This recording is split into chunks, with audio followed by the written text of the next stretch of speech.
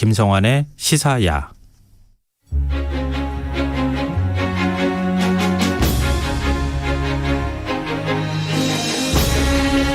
지난주 이 시간에 2021년 올해는 우리나라에서 처음으로 금관이 발굴된 지 100주년이 되는 해라는 이야기를 했는데요. 이 금관 발굴처럼 상대적으로 조명받지 못한 유물이 또 있다는 사실 혹시 아시나요? 1500년 전 신라인 부부가 묻힌 부부총에서 발견된 금동관 이야기인데요. 이 금동관은 일본에 반출돼 지금까지 돌아오지 못하고 있다고 합니다. 여기 어떤 사연이 있는지 흔적의 역사에서 자세히 살펴보겠습니다. 이기환 경향신문 히스토리텔러 함께하겠습니다. 안녕하세요. 안녕하십니까. 예. 그 금동관하고 금관은 어떤 차이가 있나? 그걸 제일 먼저 궁금해하실 것 같아요, 청취자분께서. 뭐 금관은 완전한 순금은 아니더라고요. 왜냐하면 이제 순금으로 만들면 이게 잘 조립이 안 되기 때문에 그런데 네. 금관 성분하고 금은 대체 어디서 구하는지 요거는 다시 조금 있다가 제가 한번 공부해서 알려드리겠습니다. 또 100주년이기 때문에 한번 공부를 좀 해보려고 그러는데요. 근데 이제 금관은 완전한 순금은 아니더라도 한 80-90% 정도 된다고 그럽니다. 그리고 이 금동관은 구리관에 이제 금을 도금했거나 구리와 금을 섞은 관인데요. 그래서 이렇게 보면 금관을 쓴 사람의 신분이 높겠거니라고 생각을 하겠지만 사실 그렇죠. 아무리 비쌀 거 아니겠어요. 그렇지는 않습니다. 왜냐하면 황남대층이라고 있는데 경주에 가면 그것이 남분과 북분으로 돼 있고 그 사이에 보면 이제 그 사진을 찍을 수 있는 아주 좋은 그 자리가 있거든요. 그걸 아시면 좋을 것 같은데 황남대청이 남분과 북분으로 되어 있는데 근데 북분에서 금관이 나오고 남분에서는 금동관이 나왔는데요. 근데 금동관이 나온 남분의 주인공이 임금으로 남성으로 판단이 되고 금관이 나온 북분의 주인공은 여성으로 판단이 되거든요. 그러니까 꼭 신분이 이렇게 왕이다 금동관이 나왔다 그래서 금관보다 좀 신분이 낫다 이렇게 볼 수는 없는 거죠. 그렇군요. 이거 진짜 고정관념을 좀 깨주는 말씀이세요. 아무래도 왕은 그 순금으로 된 거를 뭔가 관을 썼을 것 같아요. 실용관은 금동관일 수가 있고 또 돌아가신 다음에 또 금관을 모실 수도 있고 여러 가지 하여튼 그런 해석이 있더라고요. 금관이 출토되기 1년 전에 금동관이 출토됐다고 하는데 그렇습니다. 이건 어디서 발견된 거예요? 예, 금관이 출토된 게 1921년이라고 했지 않습니까? 네. 그보다 10개월 전인데 1920년 11월에 조선 총독부가 구릉지대에 18개의 고분이 늘어서 있는 경남 양산의 북정동 고분 중에서 10번째 이거 10호분을 발굴을 했는데요. 이 깨끗하니까 이제 발굴한 건데 그러니까 금관이 나온 금관총은 주막집 공사하다가 우연히 발견됐다고 했지 않습니까? 그런데 양산 발굴은 총독부가 주관을 했습니다. 근데 총독부가 굳이 발굴을 해야 할 이유가 있었을까요? 누차 말씀드리지만 일제강점기에 일제가 발굴에 혈안이 되어 있었던 곳이 두 곳이 있었는데요. 하나는 평양의 낙랑고분하고 그리고 이제 또 하나가 경상도 일대 가야고분인데 아시다시피 북쪽은 기원전 108년부터 기원 후 313년까지 한사군 중국의 지배를 받았다라는 거고 남쪽은 4세기 중엽부터 6세기 중후반까지 일본이 주장하는 그런 임나 일본부가 지배했다고 주장을 했기 때문에 너희는 600년 이상 중국과 일본의 차례로 지배를 받아온 노예국가 아니었냐라는 그런 증거를 찾기 위해서 발굴을 한 건데요. 이 양산 발굴도 사실은 임나 일본부의 증거를 찾는 그런 작업 중에 하나였죠. 자기 역사에 맞춰가지고 남의 역사를 쓰려고 일부러 그렇게 했던 거군요. 그래서 얼마나 그 발굴이 막 해집는 형태처럼 그렇게 진행됐을까. 마구 파헤쳤죠. 거의 도굴이나 다름없었는데 그래서 이 고분 같은 경우는 아까도 말씀드렸지만 특별히 도굴의 화는 없었어요. 그래서 이제 발굴한 건데 13일간 발굴을 했는데 금동관과 금동관모 금동 신발과 같은 금동제 유물하고 금은 동제 팔찌 그다음에 자작나무 껍질로 만든 관모 등에서 이 금동제 유물 세트가 오롯이 발굴이 됐다라는 거고 시신 받침대 위에는 부부로 보이는 남녀가 동벽에 머리를 두고 나란히 누워 있었다라는 거고 밑바닥에는 순장자로 보이는 세 구의 유해가 놓여 있었습니다. 그 유골이 다 남아 있었다는 거예요? 백골이 진토된다는 말이 있지 않습니까? 그래서 유해는 일부 남아 있긴 했는데 문자 그대로 이제 백골이 진토되기 일보 직전에서 손을 대면 부서질 정도 그렇게 했다는 거고요. 흔적만 아슬아슬 남아 있더라라는 거고 부부가 장착하고 있던 장식품들은 그런 위치 내에서 그대로 노출이 됐습니다. 그래서 부부가 누워 있던 고분이라고 해서 양산 부부총이다라는 명칭이 붙었죠. 이건 굉장히 의미가 있네요. 왜냐하면은 예. 금관이든 뭐든 뭐 금제 장식품이 발견이 된다 하더라도 이게 어디다 쓰는지를 알 수가 있어야죠. 그렇죠. 그러니까 완전히 그 주인공 부부가 1500년 전 묻힌 그대로의 모습대로 나왔기 그렇죠. 때문에 어디 신체 어느 부위에 있는지 딱 알 수가 의미가 딱 있잖아요. 있는 거고 그리고 이제 완벽한 세트가 금동관을 비롯한 장신구 세트가 발견이 됐고 그러나 좀 운이 좋지 않았다라는 표현을 쓰는 게 뭐냐면 예. 그보다 10개월 뒤에 그러니까 1921년 9월에 예. 아까 말씀드렸지만 경주 금관총을 시작으로 해서 금영총이 1924년 그다음에 서봉총이 1926년에서 그런 쪽에서 잇따라서 금관을 비롯한 황금 유물이 쏟아져 나왔기 때문에 좀 조명을 받지 못했죠. 사실 저도 양산에서 이렇게 금관이 나왔다는 사실 잘 몰랐어요. 금동관. 예, 금동관이 예, 나왔다는 예. 거 잘 몰랐었거든요. 예, 그렇죠. 오래된 고분이 있다는 사실도 아시는 분들이 그렇게 많지는 않을 거라고 생각되는데요. 예, 그렇습니다. 그러니까 계속 양산 금동관이 나왔는데 계속 금관이 나오다 보니까 상대적으로 자연스럽게 잊혀져 버린 거예요. 그렇습니다. 그러니까 그렇게 하고 그런데 중요한 건 뭐냐면 저도 이렇게 보고서 자료를 보고서 참 새롭다는 걸 느꼈는데 이렇게 이제 양산 부부청에서 완벽한 형태 그 주인공이 쓴 그대로 발견된 금동관이 나왔었기 때문에 그 네. 덕분에 10개월 뒤에 발견된 금관을 원형 그대로 복원 조립할 수 있었다라는 거죠. 이게 무슨 얘기입니까? 예, 양산 부부청은 우리가 그 우리말로 앞트기식 돌반 무덤이라고 이게 합니다. 네. 한구식 석실미라고 하는데 전문 용어로는 돌로 그 무덤방을 만든 다음에 네. 한쪽을 터요. 그래서 사람이 드나들 수 있게 만들어서 나중에 이제 합장도 가능하게 이렇게 추가장도 가능하게 만든 무덤 구조인데 예. 그러니까 도굴꾼이 그 무덤방에 들어가면 끝장이죠. 그렇죠. 홀라당 다 가져가니까. 근데 그렇지 않으면 무덤 안은 세월이 흘러도 온전하게 남아있을 수가 있는 거죠. 그래서 부부청 유물들은 예. 그러니까 앞 입구는 막아놨었을 거 아니에요. 당연히 막아놨죠. 그러니까 깜짝같이 이렇게 돼 있었으니까 건들지만 않았으면은 유물이 예. 훨씬 보존 상태가 좋을 수밖에 없었다. 예, 그렇습니다. 반면에 양산 부부청과 동시대에 조성됐다고 하는 그런 경주 금관청 같은 돌무지 덧널무덤이라고 하잖아요. 예. 그러니까 우리가 적성 목각분이라고 하는 건데. 돌을 쌓은 거잖아요. 예, 그렇습니다. 그 덧널 목각을 이제 조성한 다음에 그 위에 엄청난 흙과 돌을 쌓는 거거든요.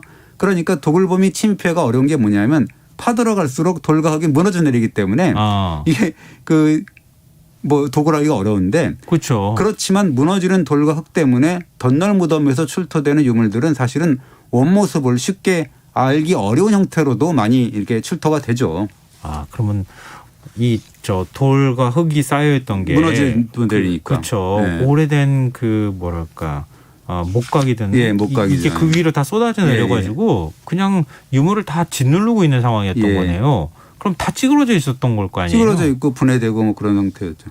그러면 원 상태로 어떻게 복원을 하는 거예요? 그렇죠. 그러니까 그래서 어려운 거였는데 게다가 금관청의 경우는 지난번에 말씀드렸지만 비전문가가 졸속으로 3, 4일간 발굴을 했기 때문에 그래서 이제 부부청 보고서의 표현이 이렇게 나와 있습니다. 흩어진 채 발굴된 금관이 분해된 채로 경찰서를 거쳐서 박물관에 보관되어 있었다라는 게 이제 금관청 금관이에요. 그래서 10개월 전에 발굴된 부부청 금동관을 보고 하나하나 이렇게 금관청 금관을 분해된 조립을 그러니까 부품을 조립할 수 있었다라고 친절하게 설명을 해놨습니다.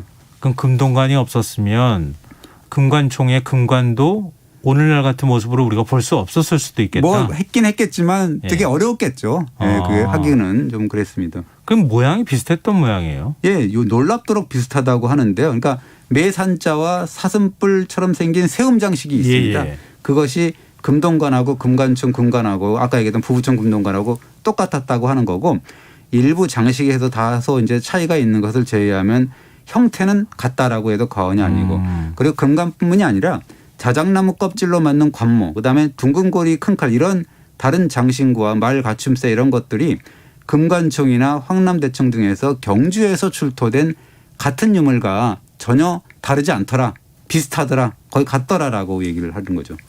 그래도 이게 좀 뭐랄까 시대가 조금 달랐을 수도 있으니까 그리고 완전히 똑같았지는 않았을 시대는 거의 비슷하고요. 다만 차이가 있는 건 뭐냐면 디테일의 차이가 있다. 왜냐하면 이 중앙에 왕과 왕족이 썼던 경주 무덤 거하고 중앙하고 그다음에 호족 세력이 썼던 양산 부부청하고 뭔가 신분 차이, 질적인 차이 약간의 그런 것이 보였다라는 겁니다.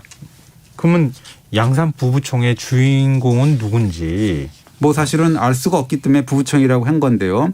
근데 원래 그 양산이 신라의 충신이라고 하는 박재상 유명하지 않습니까? 네. 그리고 김유신의 아버지인 김서연의 고향으로 알려져 있습니다.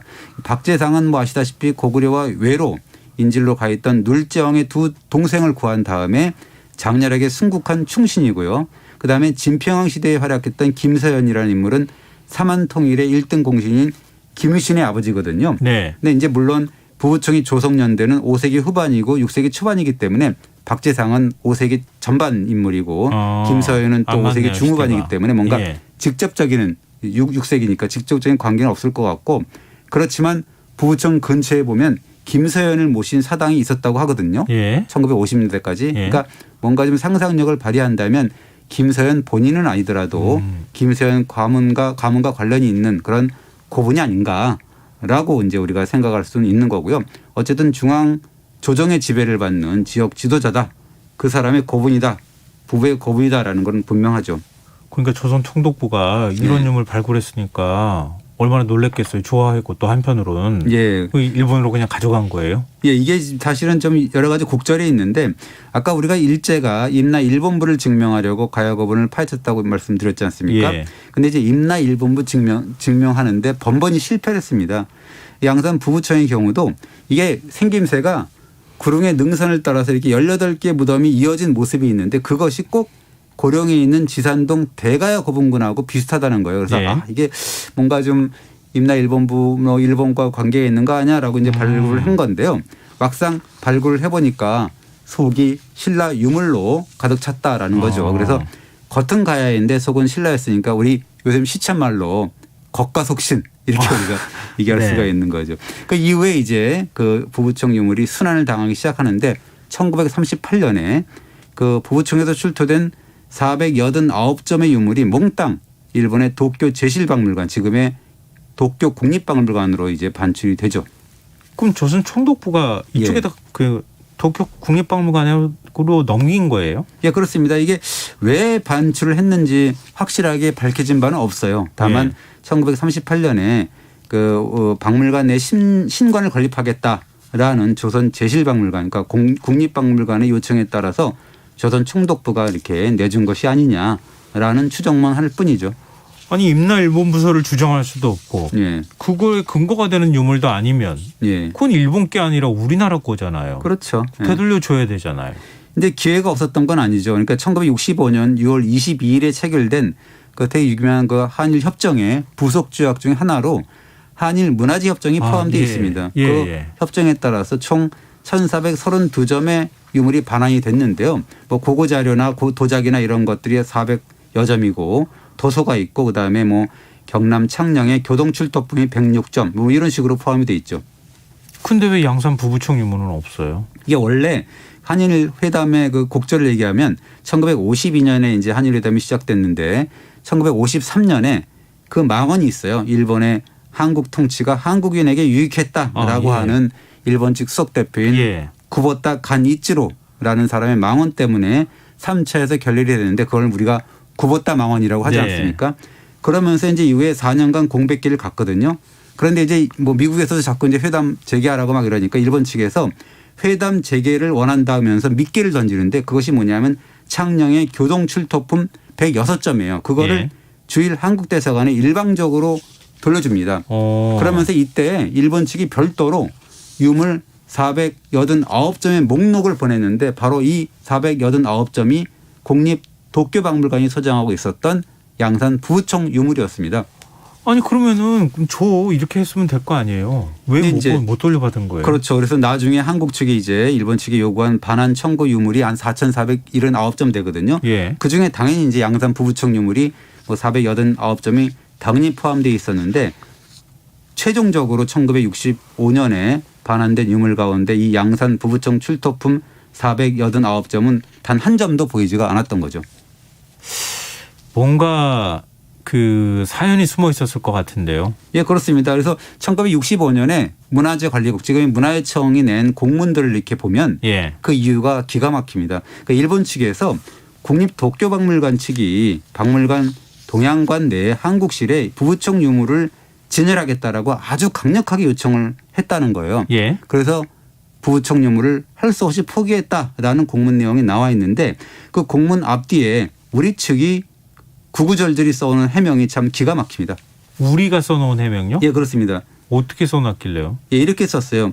우리가 일본에 양보한 양산 부부청 유물은 489점이지만 그중에 작은 구슬류가 뭐 250점이기 때문에 점수에 연연해서는 안 될 것이다 라는 게 하나 있고 그다음에 일본 측의 강력한 희망과 우리나라에 이보다 우수한 유품이 서울 경주와 서울 등의 국립박물관에 진열돼 있다. 그런 사실을 고려했다라는 거거든요. 그것이 이제 우수한 유품이라는 게 금관청, 사봉주, 금농청에서 나온 금관을 얘기를 하는 거죠. 뭐 그런 식으로 변명이 나와 있습니다. 아니 우리 정부가 쓴 기록이 이게 맞습니까? 그러니까요. 이게 뭐 대한민국 정부의 해명인지 일본 정부의 해명인지 예. 모를 정도고 누가 뭐 점수에 연연했다는 겁니까? 그리고 금관이 아니어서 덜 중요하기 때문에 금등관이라도 내주면 된다는 그런 해괴한 논리잖아요. 말도 안 되는 아니 얘기죠. 우린 금관 많으니까 하나 뭐 그 갖고 있어도 금등관은 되고. 아무것도 아니면 이런 얘기잖아요. 아니, 그 말도 안 돼. 그 말도 안 되는 얘기를 다른 나라 정부도 아닌 우리 정부가 한 거다라는 건데요. 따지고 보면 사실은 그 부부청 유물만 오지 않은 것은 아니죠. 그 원래 한국 정부가 원래 청구한 유물이 4,479점이라고 그랬잖아요. 네. 돌아온 유물은 사실은 그중에 그 1,432점이면 32%에 불과하고요. 그중에 또 가치도 별로 없는 최신 관련 유물이 있어요. 그것이 36점이 되고 아까도 말씀드렸지만 1958년에 이미 받은 일방적으로 그들이 준 창녕 교동 유물이 한 106점이 있습니다. 네. 이것저것을 빼면은 1965년에 실제로 받은 협상을 통해서 받은 거는 30%를 밑도는 거죠. 아, 그때 다 받으면 얼마나 좋아요. 왜 그런 그러니까요. 겁니까? 이게 사실은 그 일본 측은 국립기관이 소유한 문화재는 뭐 그래도 뭐 돌려줄 수는 있는데 네. 개인 소유 문화재까지 우리가 반환을 강요할 수는 없는 거 아니냐 이렇게 이제 주장을 하죠. 그래서 그 지난번에 우리가 말씀드렸잖아요.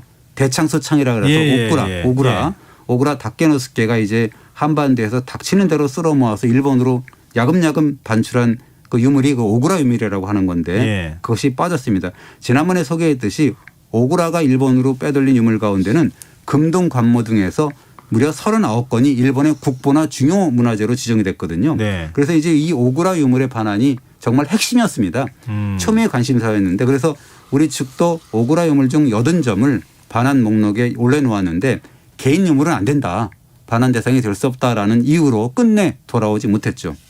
아니 그때도 설명하셨지만 이 소창 도굴꾼이잖아요. 그렇죠. 도굴꾼이죠. 네, 뭐 도굴을 그냥 막 파가지고 갔다면서요. 예, 거의 도굴을 수집을 했다 그러지만 그래서 우리가 오구라 컬렉션이라고 하는 그렇게 표현하면 안 될 것 같아요. 네. 무슨 모아고 수집하고 그런 게 아니라 거의 뭐 도굴처럼 이렇게 막 뺏어가고 뭐 그런 것들이 많기 때문에 뭐 그랬습니다. 참 그러면 뭐 핵심 유물 다 빠진 상태에서 좀 반환이 이루어졌다는 거잖아요. 그리고 또 하나는 뭐냐면 일본이 한일협정에서 보면 대한민국을 한반도의 유일 합법 정부로 인정을 했거든요. 예. 그럼에도 불구하고 평양에 있는 낭랑고분, 뭐 왕우묘 출토품 이런 것들 그게 다 도쿄대 박물관에 있었는데 거기에 소장품은 또 오지 않았습니다. 국가가 갖고 있었던 유물인데도 불구하고. 네. 그리고 이제 무엇보다도 일본 측이 한국 측의 문화재를 돌려주는 것은 어디까지나 반환이 아니다. 그냥 기증이다라는 거를 끝까지 강변을 했죠. 반환과 기증은 엄연히 다르잖아요. 그렇죠. 그게 일본 측에서는 이렇게 얘기를 하죠. 한국 측이 청구한 문화재를 국제법상으로 돌려준 의무는 없다 우리가. 그러나 일본이 한일 간 국교 정상을 위해서 그냥 까짓것 그냥 자발적으로 기증한다 이런 게 주장을 했는데요. 결국 이제 그 한일 간 타협된 용어가 이제 뭐냐면 예. 반환도 기증도 아닌 인도라는 용어로 이제 낙착이 인도. 됐습니다. 예, 그렇습니다.